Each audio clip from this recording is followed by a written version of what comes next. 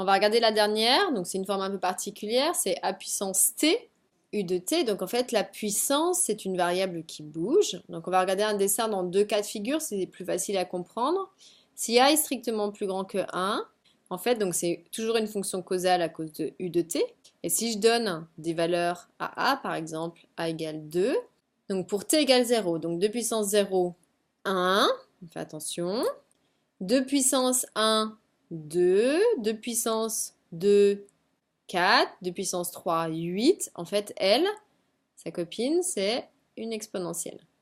Mais maintenant, si je prends un a qui est strictement compris entre 0 et 1, alors, ce qui est plus facile pour moi pour représenter, allez voir ce qui va se passer si c'est un élément qui est négatif en plus. Donc dans ces cas-là, ça va être, si on prend a égale 1 demi, donc 1 demi puissance 0, 1, je pars toujours au même endroit, elle est toujours causale, il y aura toujours u de t. Ensuite, 1 demi puissance 1, 1 demi, 1 demi puissance 2, 1 quart, 1 demi puissance 3, 1 huitième, etc., etc. En fait, celle-ci, elle aura plutôt tendance à faire ça. Maintenant, je passe dans le mode discret. Donc ici, pour la première, ça veut dire que je vais basculer ou je vais garder juste les points ponctuels qui m'intéressent. C'est les images de 0, 1, 2, 3. Donc je suis ici avec mon exemple. Donc ici, ça c'était pour a strictement plus grand que 1. Et si on se place dans le cas de figure où a est compris entre 0 et 1, donc le passage en discret, ça va faire ceci.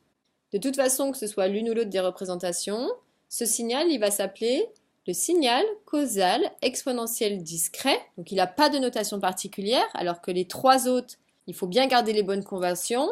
E, c'est l'échelon, R, c'est la rampe, C, c'est le carré. Donc comme cette fonction, c'est f de t égale a puissance t, si je passe dans les suites, elle va être définie comme étant, je vais l'appeler x le signal, x de n égale a puissance n. Donc voici le premier tableau des fonctions de base. Donc ça, c'est comme les fonctions. Vous avez des fonctions de base à savoir, les fonctions affines, les polynômes, la fonction inverse. Et bien ici, dans les signaux discrets, vous avez à connaître l'échelon, la rampe, le carré, l'exponentielle. Puis on va voir dans une autre séquence, on va parler de l'impulsion.